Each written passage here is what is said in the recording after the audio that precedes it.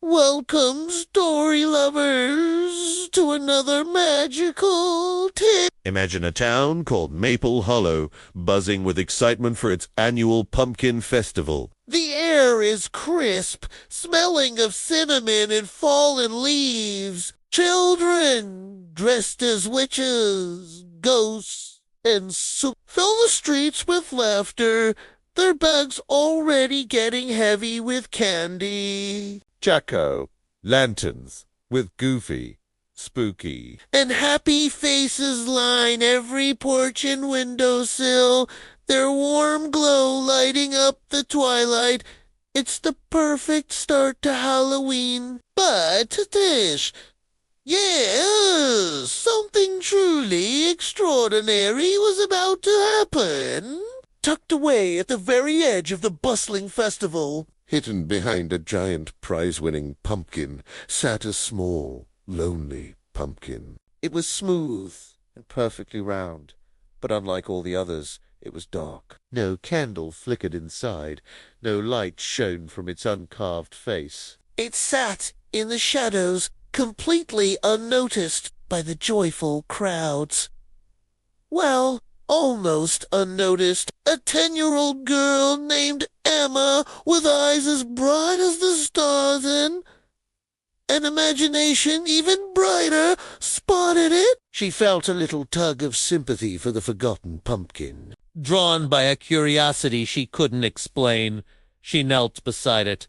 Leaning in close, she whispered, "Don't you want to shine, too?" For a moment there was only the sound of the festival behind her. Then the impossible happened. The pumpkin's smooth surface rippled, and two tiny eyes blinked open, glowing with a soft orange light. A small, shaky voice, like the rustling of dry leaves, replied, "I would, but my flame was stolen by the wind of shadows."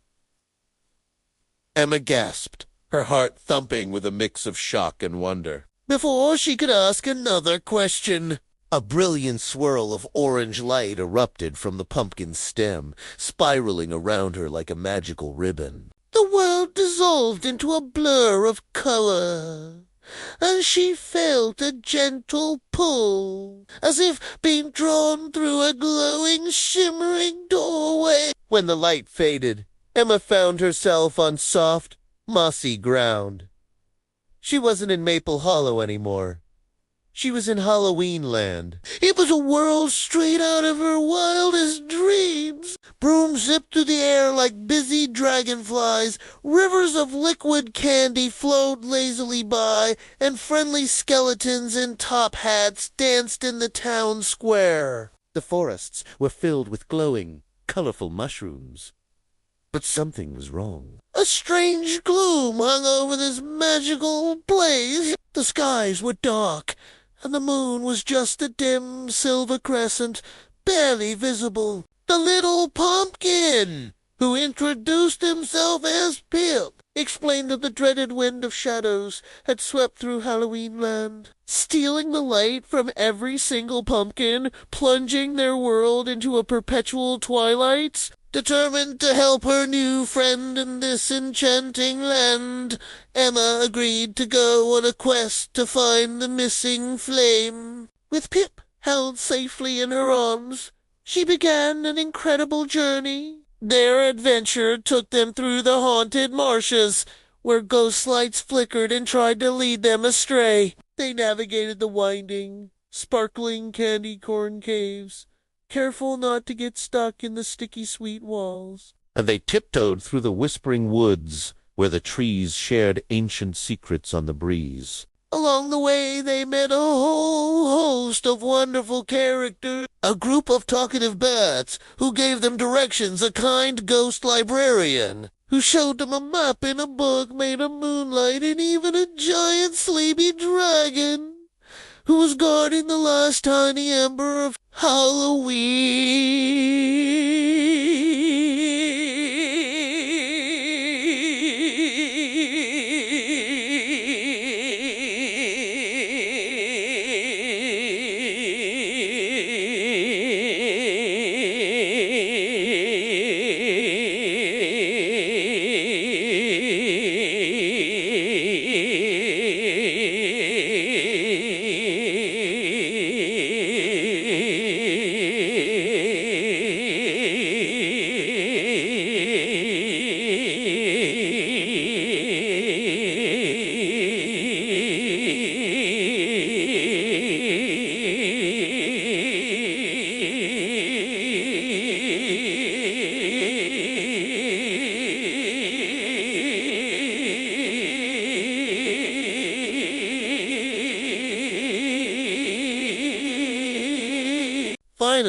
They reached their destination, the Wind's Tower, a tall, dark spire of swirling shadows at the very edge of Halloween Land.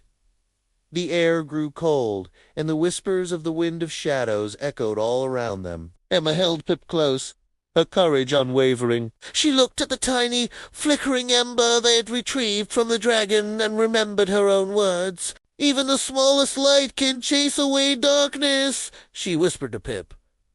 She cupped her hands around the precious ember, shielding it from the shadowy gusts. Taking a deep breath, she blew gently, sending the ember floating right into the center of Pip. In an instant, a brilliant explosion of golden fire erupted from within him. He blazed with a light so warm and powerful that it felt like 1,000 suns.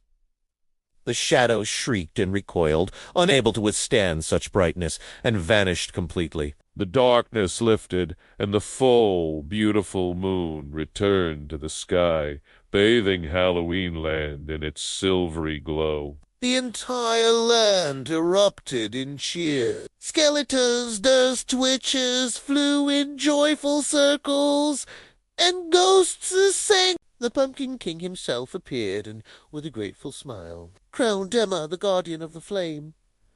When she finally woke up, she was back at the festival in Maple Hollow, the morning sun warming her face. She thought it might have all been a dream.